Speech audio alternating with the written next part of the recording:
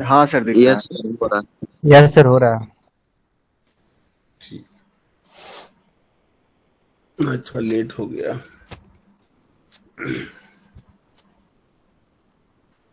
तो इससे पहले हम लोग मेजरमेंट बुक के बारे में पढ़े थे और मास्टर रोल के बारे में पढ़े थे।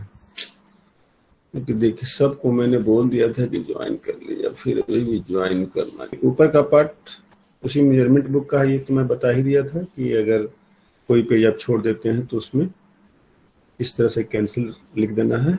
Any page left blank by mistake should be cancelled bye diagonal line and cancelled, इस तरह से करके जो ब्रैकेट में दिया हुआ है, in full part of that page.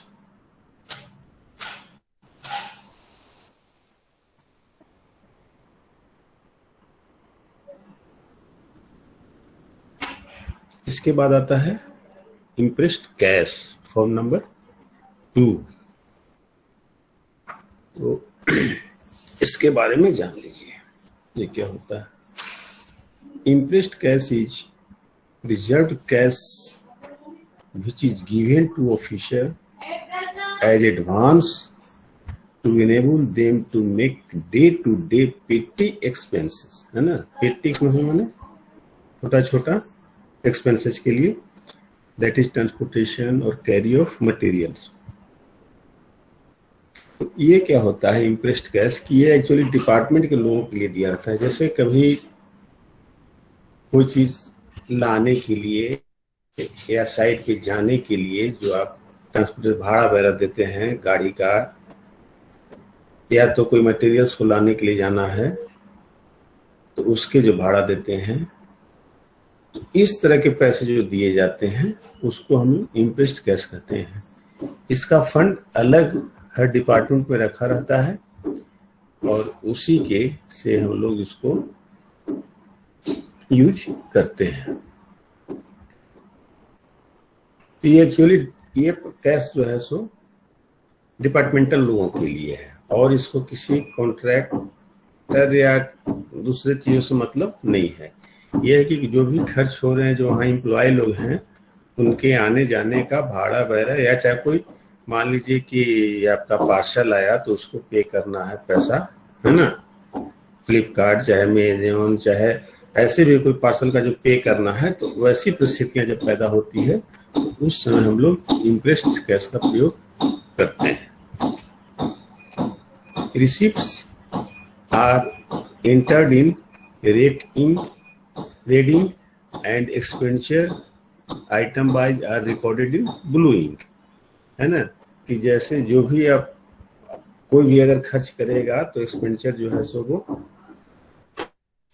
ये बना करके देगा कि हमको इतना पैसा वगैरह इसमें खर्च हुआ, है ना। उसके बाद फिर जो वहाँ का अकाउंटेंट वगैरह जो भी होगा, तो उससे जब वो लेगा वो चीज को, तो उसी अमाउंट को वो जो है रेड कलर से चिन्हित करेगा उसको, है ना, और उसी को एक वाउचर के रूप में वो रख देता है। Every payment is to be supported by proper voucher, receipt and expenditure are entered in imprest cash form number 2। तो जो इसका फॉर्म होता है, जो इशू जो समय मान लीजिए कि आप जो परचेज करके लाए कोई भी चीज,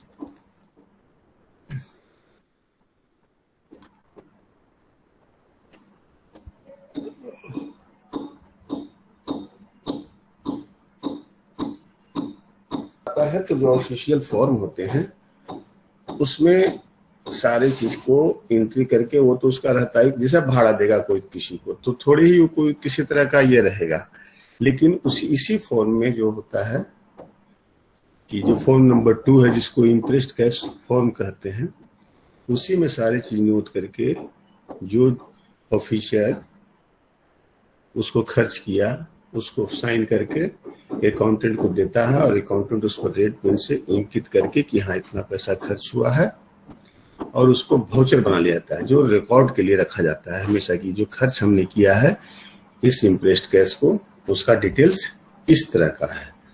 तो ये होता है आपको इम्प्रेस्ड कैश, फॉर्म नंबर 2।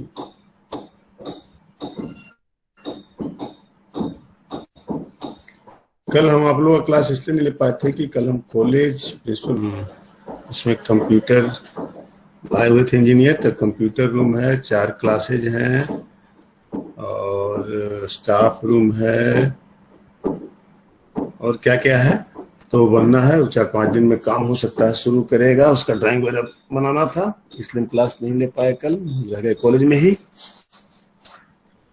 तो वही प्रोजेक्ट शुरू होगा तो उसको भी आप लोग चाहेंगे तो देख सकते हैं, शुरुआत होगी। और मौका मिले तो जा जाके आप लोग ये वाला काम को देखते रहिए, अगर वर्क शुरू हो गया है तो, चूंकि ये सब हो जाएगा आप लोग का प्रैक्टिकल हो जाएगा, और देखते रहेंगे तो समझेंगे कोई भी चीज। मंडल जी वहाँ एक इंजीनियर है, उनसे संपर्क करके जब कभी मौका मिले तो जाके देखते रहिए। सेकंड, इंडेंट, इसको फॉर्म नंबर 7 बोलते हैं। देखिए, एक्चुअल इंडेंट फॉर्म जो है वो हमारा कोई भी मटेरियल का डिपार्टमेंटल सप्लाई के लिए होता है इंडेंट फॉर्म। लेकिन अगर सप्लायर भी रखते हैं अपना कि वहां से इशू कर रहे हैं, क्या क्या प्रोसेस उनका है, क्या क्या डिमांड है, जैसे मान लीजिए कोई डिपार्टमेंट कोई इतना मटेरियल चाहिए, अब उस कंपनी के पास स्टॉक में कौन कौन है कौन नहीं है, तो कोई प्राइवेट फर्म भी अपना इंडियन फर्म रखता है, लेकिन वो उसका अपना तरीका होता है। लेकिन एक्चुअल में ये गवर्नमेंट के लिए डिपार्टमेंटल एक फॉर्म है, और जो डिपार्टमेंट में जो सामान रहते हैं उनके इशू करने के लिए इस फॉर्म का प्रयोग किया जाता है। एक्चुअल में सच्चाई यही है कि जैसे आप स्टॉक में कोई भी डिपार्टमेंट सीमेंट, स्टील, पेंट या और भी कुछ रखे हुए हो, तो उसके इशू करने के लिए ही है जो कि इस फॉर्म का उपयोग किया जाता है, जिसको हम लोग बोलते हैं इंडेंट फॉर्म। ये लिटरेचर लिखा हुआ है, लेकिन एक्चुअल में वही होता है। डिफरेंट बुक में डिफरेंट तरीका से दिया हुआ रहता है, लेकिन एक्चुअल में इंडेंट फॉर्म उसी के लिए होता है कि जैसे मान लीजिए कि कोई आप 25 तक ज्वाइन करेगा, कौन है आनंद, इतना देर में मैंने समय दे दिया था कि 10-15 तक ज्वाइन कर ले। Sorry sir. कि अगर मान लीजिए कि जो वर्क करवा रहा है, मतलब जूनियर इंजीनियर या असिस्टेंट इंजीनियर जो भी हो, वर्क करवा रहा है, लेकिन उन लोगों में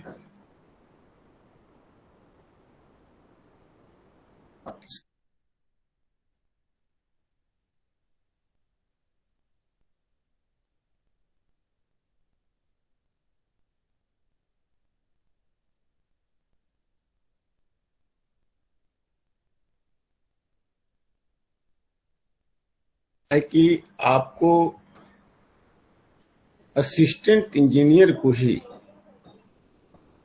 बनाया जाता है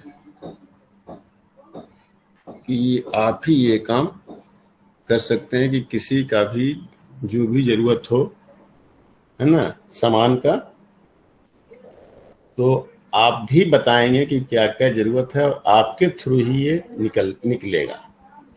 जूनियर इंजीनियर जो है वो लिख के भले ही दे देगा, लेकिन जो असिस्टेंट इंजीनियर का जो है ना, जब तक साइन नहीं रहेगा, क्योंकि उसी का जो है कि डिमांड जो है, तभी जाकर के आपका कुछ भी स्टॉक से आप ले सकते हैं। बिना असिस्टेंट इंजीनियर के आप स्टॉक से कुछ भी नहीं ले सकते, जब तक वो उनका साइन नहीं रहेगा तब तक आपको नहीं दिया जा सकता है। क्योंकि जूनियर इंजीनियर तो वर्क करवाते हैं, लेकिन उनका एक पावर लिमिट है, तो असिस्टेंट इंजीनियर को इसके लिए अधिकृत किया गया है ना। तो उनको बोला जाता है इंडेंटिंग ऑफिसर। इस मामले में उनको बोला जाता है इंडेंटिंग ऑफिसर, जो असिस्टेंट इंजीनियर हुए उनको, और उनके द्वारा ही इंडेंट फॉर्म जो है सो प्रिपेयर किया जाता है कि कॉन्ट्रैक्टर को क्या क्या जरूरत है, और तब जो है कि वो प्रिपेयर करके, और एक्चुअल में इसमें 3 कॉपीज रहते हैं इंडेंट फॉर्म में, जो है 3 कॉपी रहते हैं। तो अब है कि वहां से जो जो कॉन्ट्रैक्टर को जरूरत है उसने उस पे लिख दिया इंडेंट फॉर्म पे कि हमको 100 bags cement, 10 quintals steel rod. बताओ, ऐसा करेगा 6 सेमेस्टर का बच्चा, आकाश का अभी कुछ आ रहा है के दे दिया। लेकिन अब जूनियर इंजीनियर को तो मालूम है नहीं, एज जूनियर असिस्टेंट इंजीनियर को तो मालूम है नहीं कि स्टॉक में हमारे क्या क्या सामान है। वो किसको मालूम होगा? जो इंचार्ज ऑफ स्टॉक होगा या स्टोर कीपर होगा, उन्हीं लोग को मालूम होगा। तो वो लिख करके जब वहां से भेजते हैं तो आकर के यहाँ जो है कि जो स्टोर कीपर होता है, और चाहे आज तो हद कर दिया बच्चा लोग, ये देखो अभी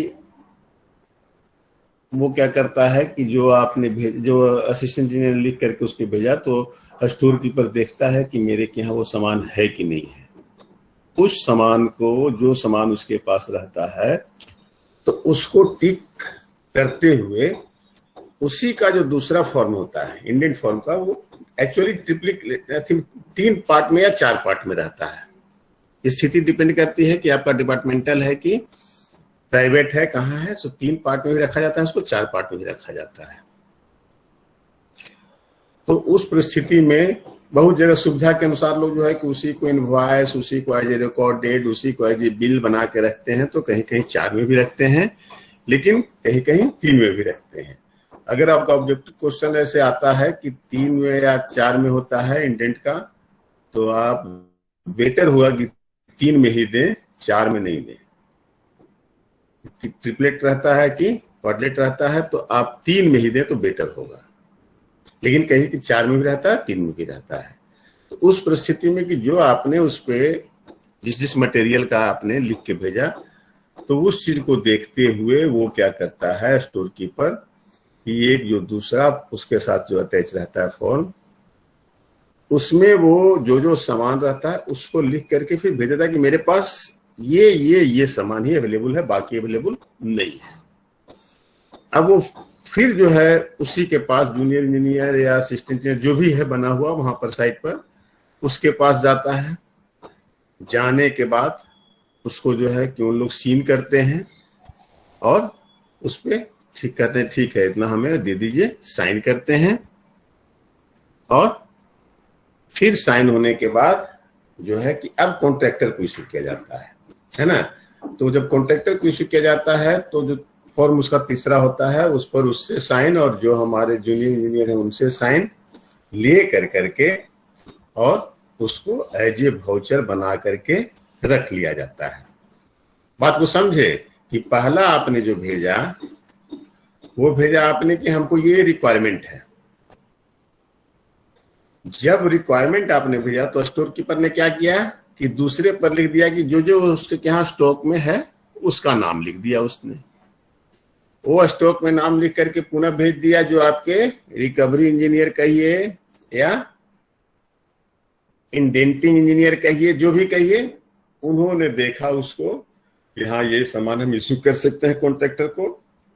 तो फिर उसने क्या किया कि उस पर भी साइन करके ठीक है हमको इतना अभी तत्काल आप दे दीजिए, लेकिन मेरा रिक्वायरमेंट ये है, और स्टोर कीपर को ये पता चल रहा है कि इनका रिक्वायरमेंट ये है, तो मंगा करके रख सकता है कि नहीं ये चीज मेरे यहाँ घटा हुआ है और ये साइट पे यूज होने वाला है, तो वो परचेज करके रख सकता है।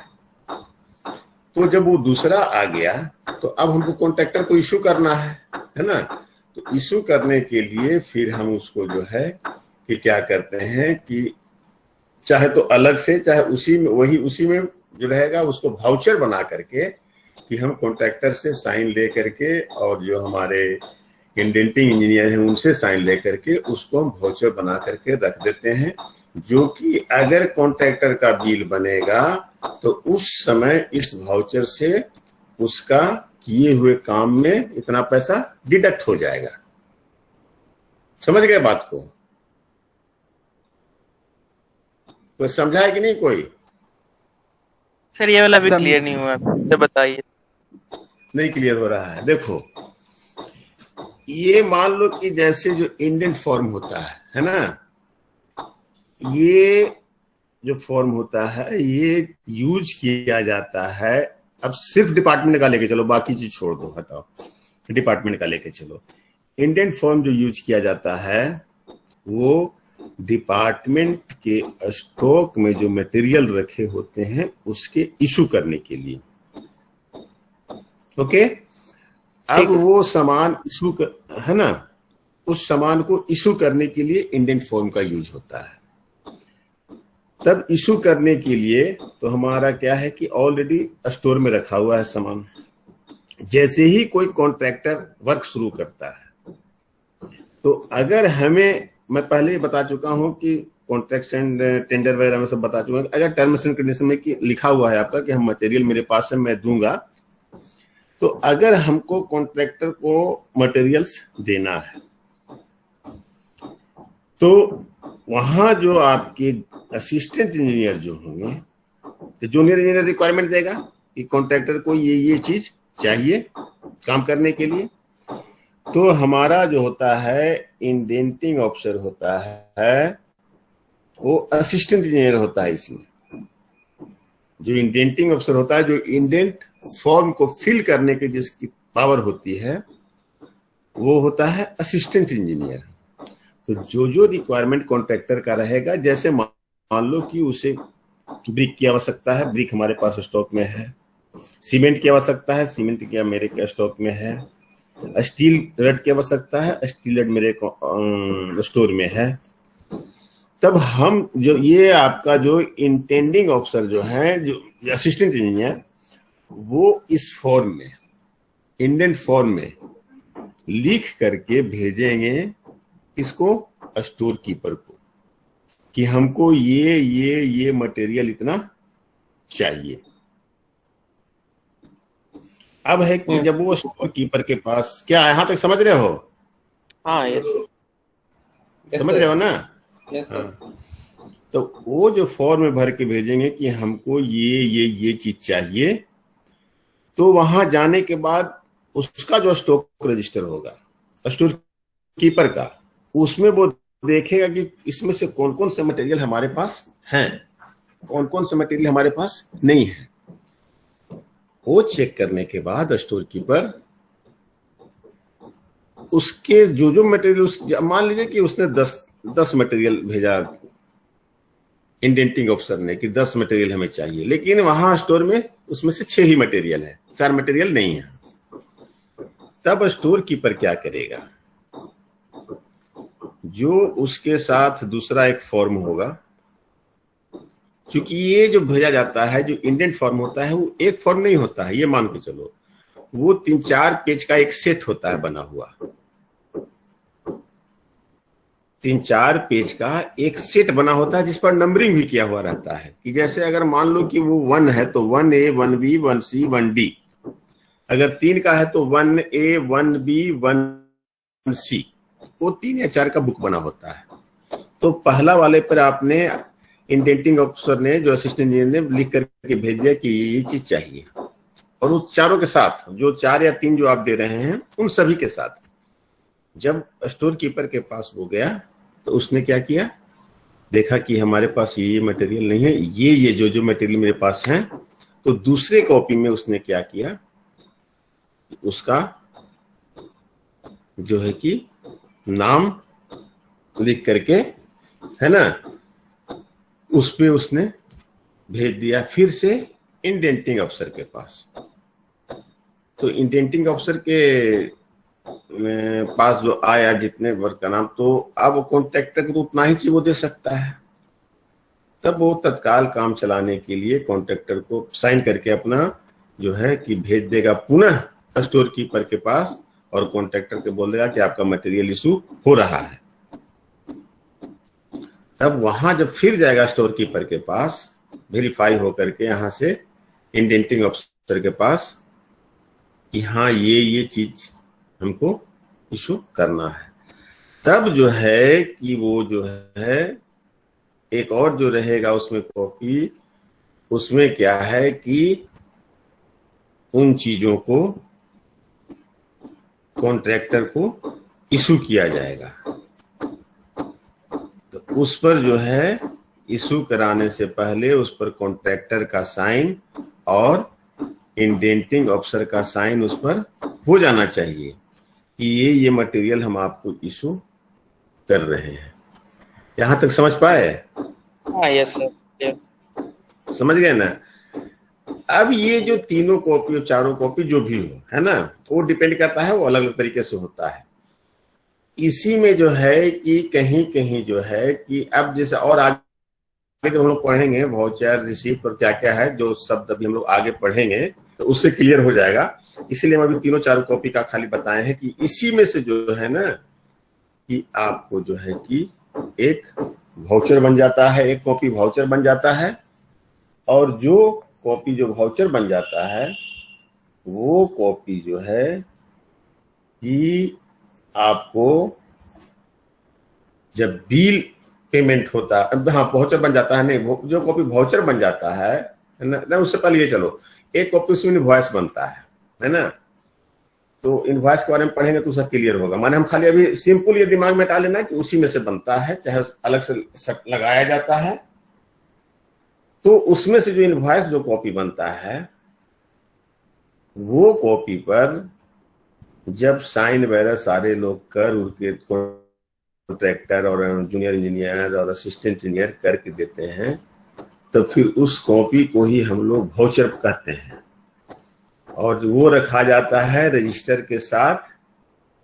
वो हमेशा के लिए ऑफिस में पड़ा रहता है। जो वाउचर बन गया, इनवॉइस की जो कॉपी वाउचर बन गई, तो वो हमेशा रजिस्टर के साथ रखा रहता है, और वो हमारा कभी भी ऑडिट वगैरह होगा तो उसको दिखाया जाता है। और अगर कॉन्ट्रैक्टर कोई वर्क कर रहा है तो जो इनवॉइस कॉपी है, जब वो उसका बिल बनता है, तो जब बिल बनता है तो आइटम वाइज बनता है। तो आइटम वाइज जब बिल बनेगा तो उसमें से जो हमने उसको मटेरियल दिया है उसका पैसा तो हम उससे काटेंगे। अगर हम ब्रिकवर्क का बिल उसका बन रहा है तो ब्रिकवर्क में हमने जो उसको ब्रिक दिया है, हमने जो जितना बैग सीमेंट दिया है उसका पैसा हम काटेंगे उससे। तो वो हमारा वाउचर उस समय काम करता है, इनवॉइस काम करता है, ये सारे करते हैं। तो वाउचर इनवॉइस के बारे में जान जाओगे तो जल्दी समझ पाओगे। हमारे वो पेपर काम करता है। तो ये एक्चुअल में जो इंडेंट फॉर्म है वो सप्लाई इशू इसी के लिए है कि आप इशू कर रहे हैं डिपार्टमेंट से, उसके लिए फॉर्म है। और ऐसे इसमें जो लिखे हैं हम उसको एक बार पढ़ते हैं, देखो इससे।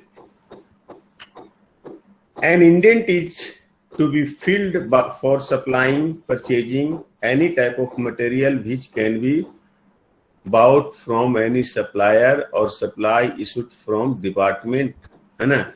ये अगर सप्लायर है तो उसके पास है, आप अगर उसको परचेज कर रहे हैं तो जब आप उसको एंट्री कर रहे हैं तो उसमें ये काम नहीं होता है, बल्कि परचेज करते समय जो आपको कंपनी के पास जो इंडेंट फॉर्म यूज हुआ वो समझिए कि उसी को हम लोग इंडेंट फॉर्म कहेंगे, जो कंपनी के पास हुआ, चूंकि वो इशू कर रहा है। आप जब परचेज कर रहे हैं लेकिन इशू वो कर रहा है तो वहां पर भी इंडेंट फॉर्म रहेगा कि उतना उसने, तो आपके लिए भले वो बन जाएगा कि बिल बन गया, वाउचर बन गया या इनवॉइस बन गया, लेकिन उसके लिए वो इंडेंट फॉर्म रहेगा। The indent form is common for all types of purchase supply issue, है ना। वही इंडेंट फॉर्म जो होता है कि वो आपको जो है कि common for all types of purchase supply issue, ये एक ही तरह का होता है, चाहे सप्लाई कर रहे हैं, इशू कर रहे हैं, परचेज कर रहे हैं। अब वही है कि उसी में जो इंडेंट फॉर्म में जो डुप्लीकेट लगा होता है, तो उसी में एक वाउचर का हो जाता है, एक इनवॉइस का हो जाता है। तो उसी पूरे जो सेट होता है ना, तो उसमें लिखा हुआ रहता है ऊपर में कि इंडेंट फॉर्म, फॉर्म नंबर 7, फिर वाउचर का नंबर दिया हुआ रहता है, फिर सब आपका इसका इनवॉइस का नंबर दिया हुआ रहता है। उसी तरह का एक बुक बना होता है और उसी बुक से हम लोग कोई भी दुकानदार, हम लोग नहीं, कोई भी दुकानदार जो है सो अपना मेंटेन करता है और किसी कंपनी को पहले वो कॉपी देता है, फिर वो कॉपी देता है, कुछ तरीका उसका होता है।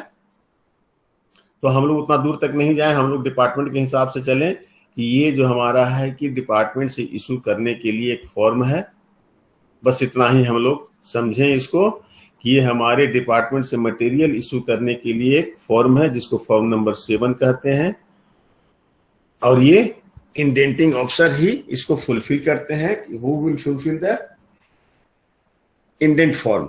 तो आप कह सकते हैं कि assistant engineer fulfil the indent form. अगर ऑब्जेक्टिव इस तरह का रहेगा तो आपको ये लिखना होगा। In construction work it is prepared by in charge of work that is SDO और एई, है ना। ये कंस्ट्रक्शन वर्क में जो है कि एसडीओ और एई के द्वारा इसका तैयारी की जाती है। Indent form is prepared in quadruplicate that is 4 copy. इसमें अगर आपको ऑब्जेक्टिव में अगर 3 कॉपीज और 4 कॉपीज आता है तो आप 3 कॉपीज लिखेंगे, 4 कॉपीज नहीं। 4 कॉपीज सब जगह प्रयोग नहीं होता है, डिपार्टमेंट में मोस्टली 3 कॉपीज प्रयोग में आ जाता है, लेकिन बहुत जगह 4 कॉपीज भी होता है। 1 copy of the indent form is retained by store keeper, second is return to indenting officer and third and fourth copy are sent to divisional office. यही कि देखिए इसमें जो है कि पहला कॉपी तो स्टोर कीपर रख लिया, दूसरा जो वाउचर के रूप में प्रयोग हुआ वो जो है कि आपको इंडेंटिंग ऑफिसर को देते हैं जो कॉन्ट्रैक्टर जिससे कंसल्ट करता है, और थर्ड एंड फोर्थ कॉपी को जो है कि आप उसी को इनवॉइस और वाउचर बना करके डिविजनल ऑफिस में वो रखा जाता है। तो इसमें लैंग्वेज इस तरह से लिखा हुआ है, लेकिन मेन जो थिंकिंग था कि वही था कि वैसे वैसे करके उसको हम लोग करते हैं। एक्चुअली वही होता है कि आपका पहला कॉपी पर जो है कि लिख के आपने बढ़ाया स्टोर कीपर को, दूसरा कॉपी पर जो स्टोर कीपर के यहाँ जितना सामान है तो वो दूसरे कॉपी पर उसने उसको लिख दिया कि हमारे पास ये सामान है, वो चला गया आपके पास तो आपने सीन कर लिया कि हाँ ये होगा। तब तीसरे कॉपी पर फिर जो है कि स्टोर कीपर तो अकाउंटेंट जो भी उसका है उसके थ्रू साइन हो करके आता है, जो आपको एक इनवॉइस बन करके और जिस पर कि साइन कॉन्ट्रैक्टर, इंडेंटिंग ऑफिसर सारे लोग साइन करते हैं, और तब वो साइन करने के बाद वो जो है कि वाउचर के रूप में कन्वर्ट हो जाता है, जिसको हम लोग डिविजनल ऑफिस में रख देते हैं, मैंने एग्जीक्यूटिव इंजीनियर के ऑफिस में रख देते हैं। इसका प्रोसेस इंडेंट फॉर्म का यही है। समझ पाए कि नहीं समझ पाए?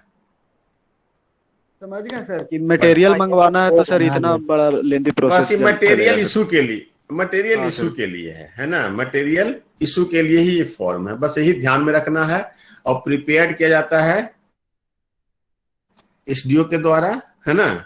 और एक प्रोसेस खाली तुम ये जान जाओ कि पहले उसको एसडीओ जो है कि उसको फिलअप करता है, फिर वो जाता है स्टोर में, स्टोर उसको देखने के बाद जो भी उसके पास जो स्टोर में सामान अवेलेबल रहते हैं तो वो उसका दूसरा फॉर्म में उसको फिलअप करता है, फिर आपको असिस्टेंट इंजीनियर के पास भेजता है, असिस्टेंट इंजीनियर इसको साइन करके फिर स्टोर में भेजते हैं। तब वहां से सामान इशू करने की प्रक्रिया जारी होती है, लेकिन उससे पहले कॉन्ट्रैक्टर से साइन ले लिया जाता है, और साइन लेने के बाद फिर जो है कि सामान उसको इशू कर दिया जाता है, और इशू करने के बाद फिर जो है उसको जब बिल वगैरह बनता है उस समय इस पैसे को उसमें से डिडक्ट कर दिया जाता है। अब ये जो पैसा है ये जब इनवॉइस में कन्वर्ट हुआ, जो हम इंडेंट फॉर्म था उसमें से जो और फॉर्म लगे रहते हैं तो उसमें एक इनवॉइस फॉर्म भी होता है, उसके बारे में पढ़ोगे तो कुछ और क्लियर होगा सर। तो जो सर हाँ, क्वेश्चन था कि जो सर मटेरियल का व्यवस्था नहीं हो पाया, मतलब स्टोर में नहीं था, तो सर उसके लिए क्या सर प्रोसीजर रहेगा? उसके लिए प्रोसीजर रहेगा कि जैसे आप जो सामान उसको दे सकते हैं, उसका तो ऑलरेडी टेंडर आपने वो कोट किया है कि हम ये वर्क करेंगे तो मान लीजिए कि 5000 पर MQ ब्रिक वर्क हम कर रहे हैं अगर, है ना, तो ₹5000 पर MQ उसने रेट कोट किया है।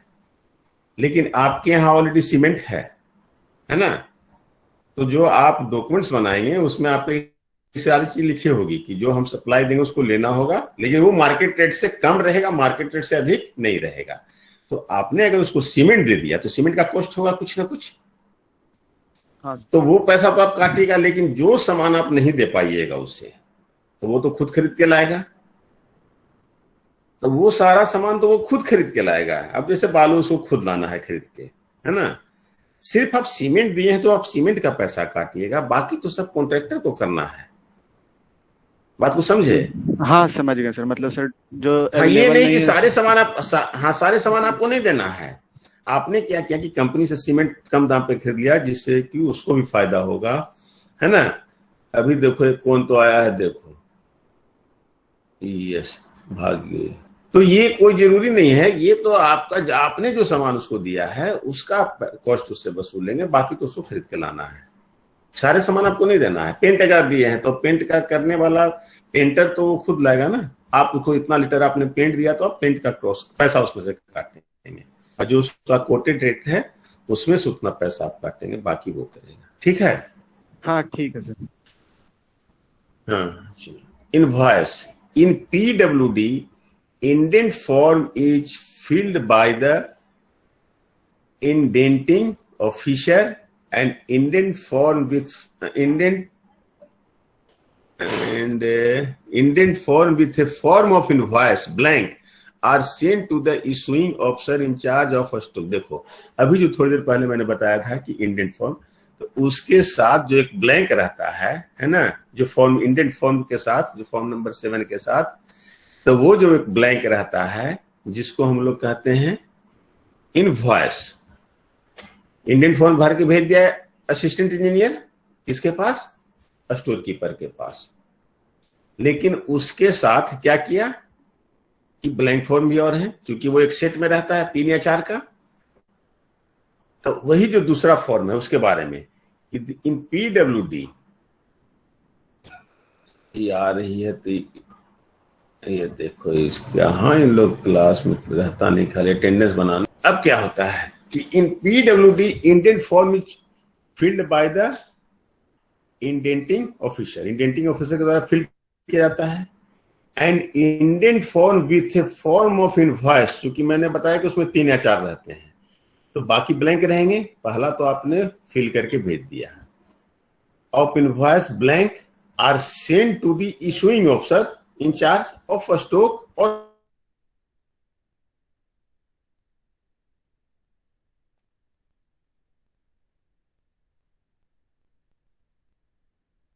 सर आवाज नहीं आ रही है।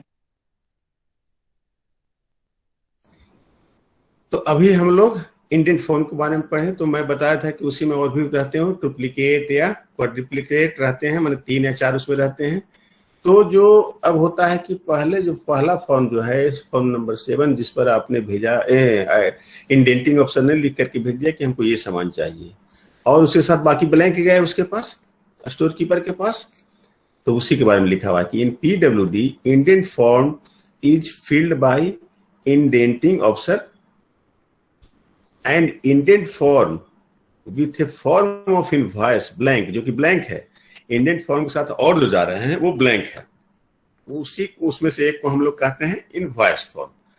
Are sent to the issuing officer in charge of a stock और स्टोर कीपर, कि जो असिस्टेंट इंजीनियर ने भेजा, और ब्लैंक फॉर्म जो इंडेंट फॉर्म के साथ में, तो वो सारे हो गए आपके जो है इनवॉइस। एक उसमें से एक बन गया इनवॉइस, जो कि स्टोर कीपर के पास आपने भेज दिया।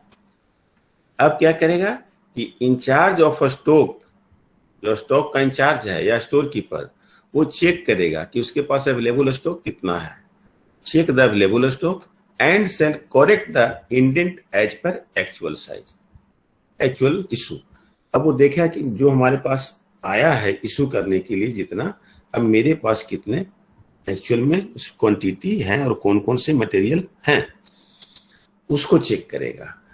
अब जो है कि अब उसको चेक करने के बाद अब इसमें करेक्शन करना पड़ेगा। मान लीजिए उनके पास 10 मटेरियल का गया लिस्ट, लेकिन उनके पास 6 ही है, उनके पास क्वांटिटी इतनी गई लेकिन उनके पास इतना ही है, तो अब उसमें वो करेक्शन करेगा।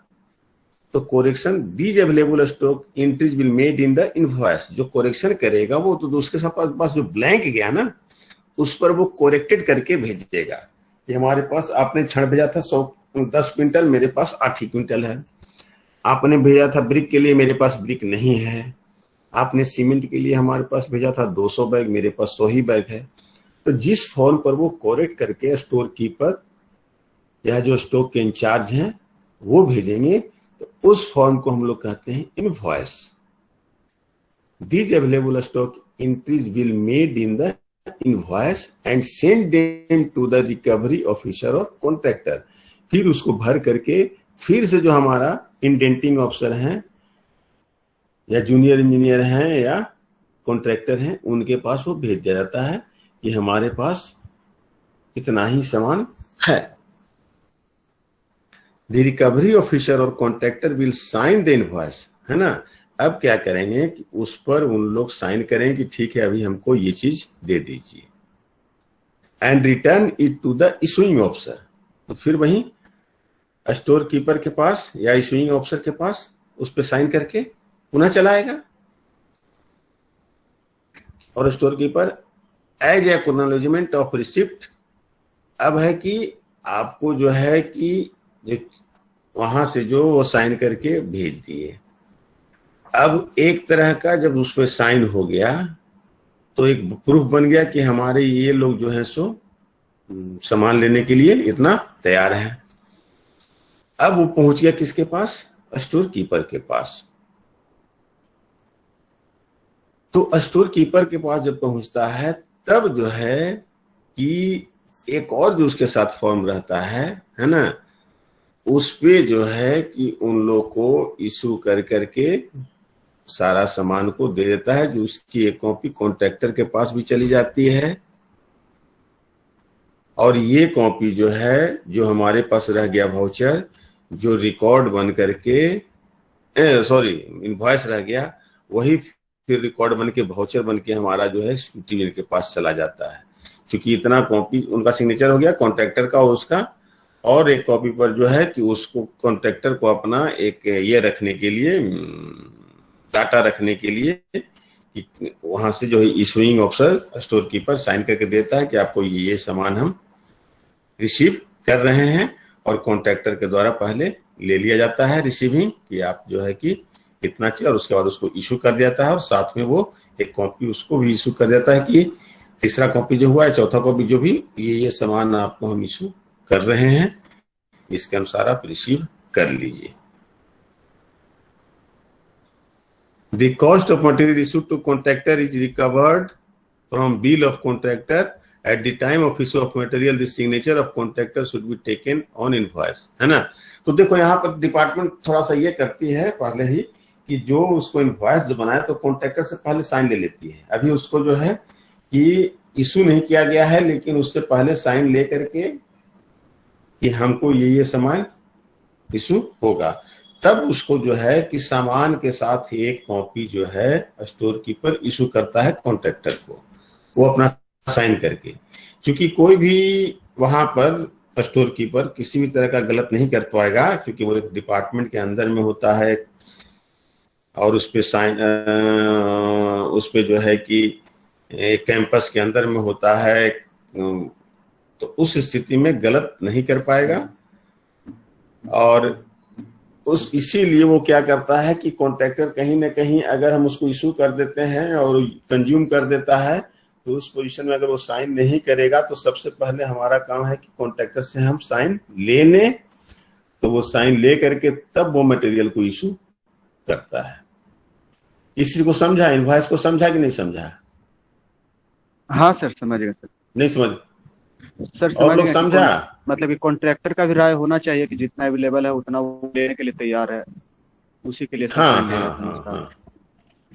इनवॉइस बनने का मतलब होता है कि आपको ये सामान हम इशू कर रहे हैं, है ना। कल होकर के आप जो इनवॉइस पर जाकर आपका साइन रहेगा जिस, और उस पर जो भी मटेरियल्स के क्वांटिटी है ना और नाम लिखे रहेंगे, कल होके आपका बिल से डिडक्टेड किया जाएगा।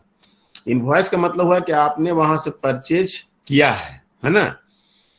जैसे जो हम लोग कभी तुम लोग दुकान जाओगे, कोई भी शॉप पर जाओगे तो एक बिल का रहता है, कभी कभी देखोगे ऊपर में इनवॉइस लिखा रहेगा, तो कहीं बिल लिखा हुआ रहेगा, कहीं एस्टिमेट लिखा हुआ रहेगा, तरह तरह का चीज तुमको देखने को मिलेगा। ऊपर में पढ़ना, कहीं कैश मेमो लिखा हुआ मिलेगा, जो सबसे हेडिंग में ऊपर रहेगा, उसका बाद दुकान का नाम वगैरह कुछ लिखा हुआ रहता है।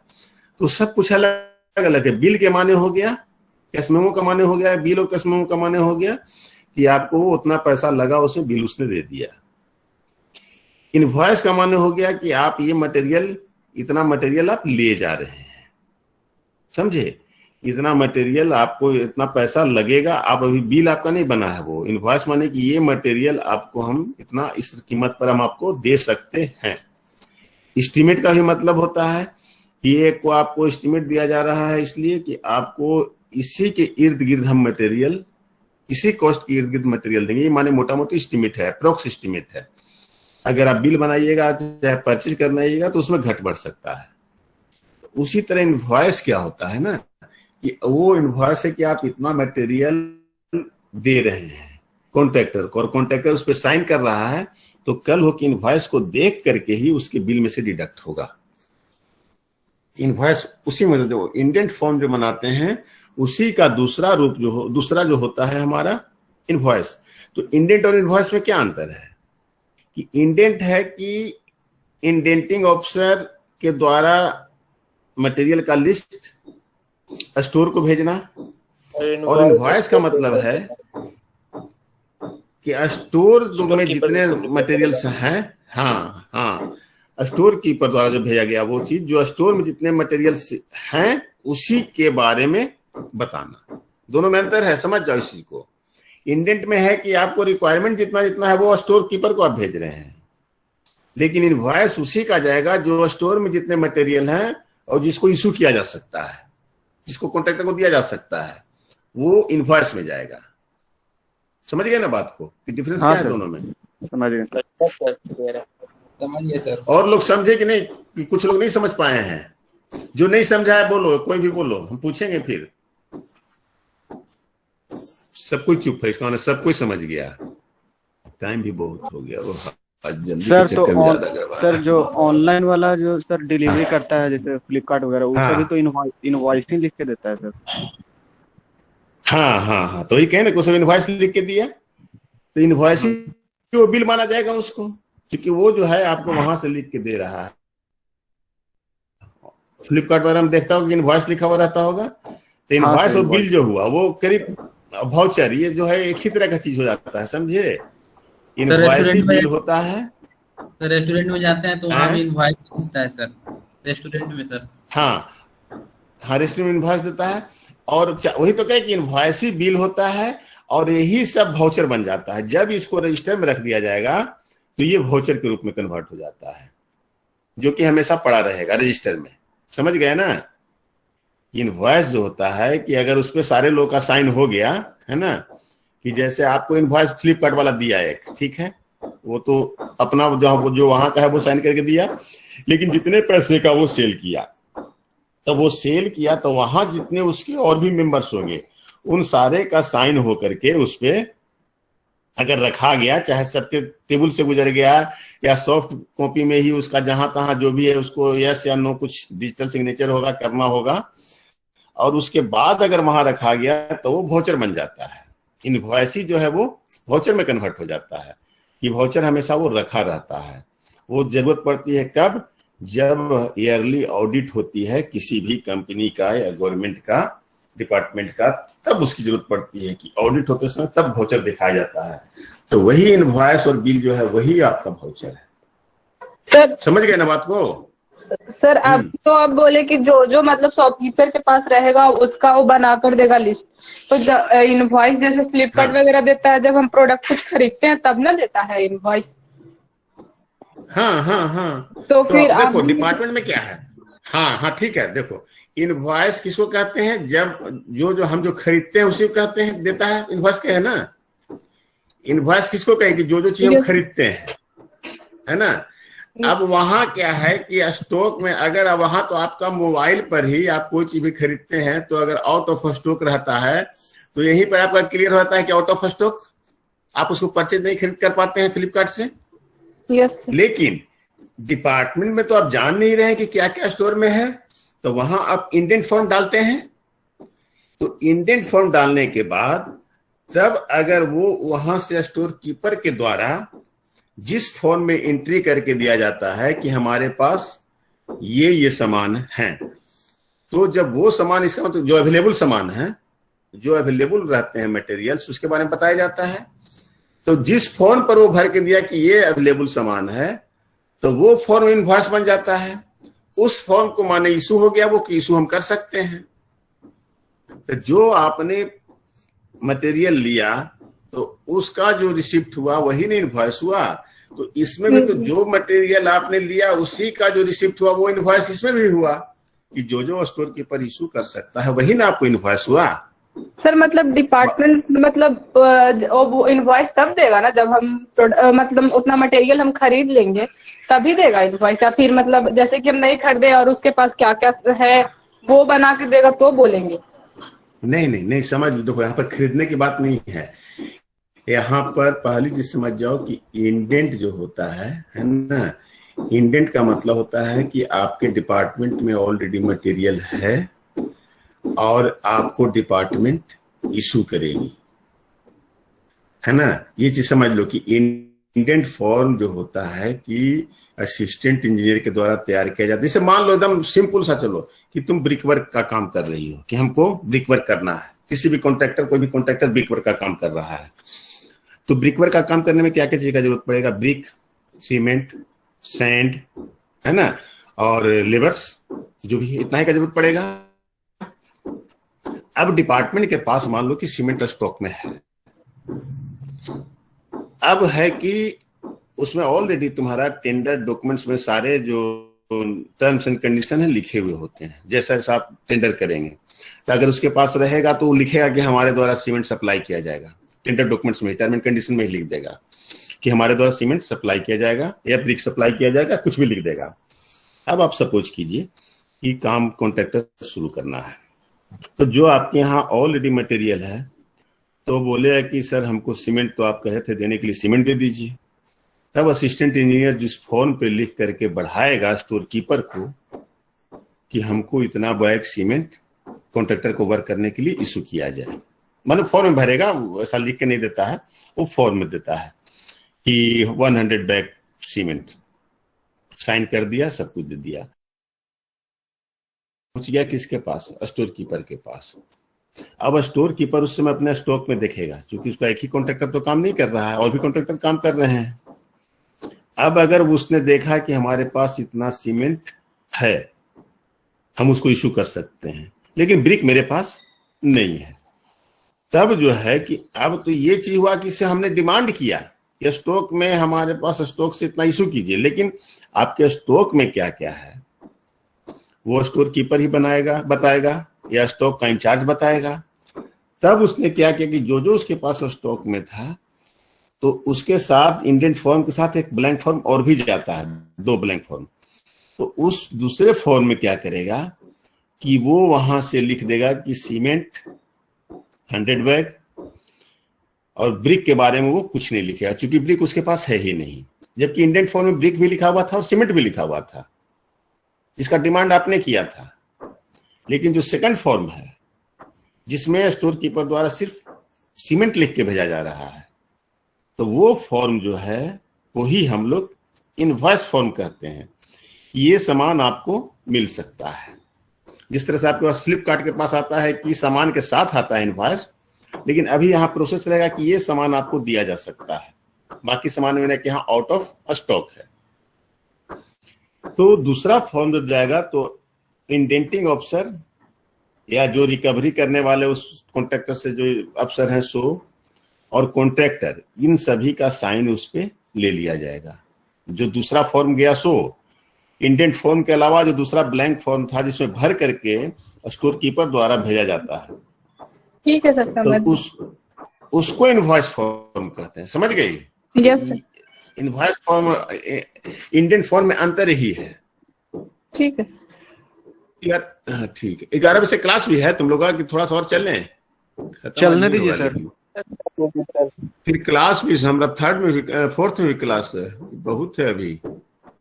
आज हो गया लेट, हम लोग इसी जमीन देना था, बिहार पुलिस निर्माण निगम से आया हुआ था और उसी में धूप में कुछ तबीयत भी ठीक नहीं लग रही थी, इसीलिए हम आज शाम को आया ही, अब कुछ पढ़ नहीं पाए, देखे भी नहीं, आज लेट हो गया थोड़ा। ठीक है, तो कल हम बाकी जो ये क्लास बच रहा है ना, कल हम ले लेंगे इसको। ये इनवॉइस हो गया, कल बिल से लेकर के, है ना, सभी कल का क्लास में टर्नबर के क्लास में ले लेंगे। ठीक है,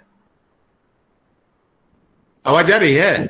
हाँ सर, Yes, जा रहा है। sir. ठीक है सर, ठीक कल है। ले लीजिएगा सर। हाँ, तो कल ले लेंगे क्लास इसका, यस सर। है ना।